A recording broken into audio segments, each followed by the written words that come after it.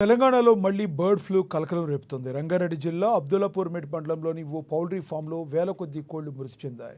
గత 4 రోజుల క్రితం కోళ్ల రక్త నమూనాలను సేకరించిన అధికారులు బర్డ్ ఫ్లూ అని నిర్ధారించారు.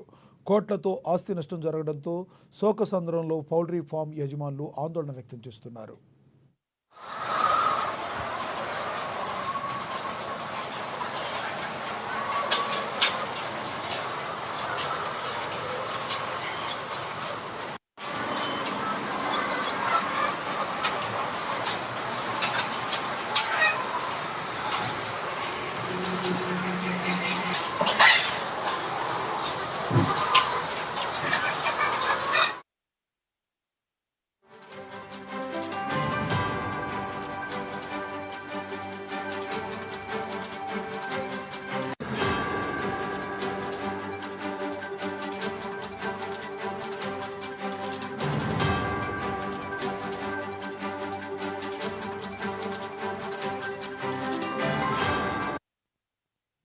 తెలంగాణలో మళ్లీ బర్డ్ ఫ్లూ కలకలం రేపుతుంది. రంగారెడ్డి జిల్లా అబ్దుల్లాపూర్ మండలంలోని ఓ పౌల్ట్రీ ఫామ్లో వేల కొద్దీ కోళ్లు మృతి చెందాయి.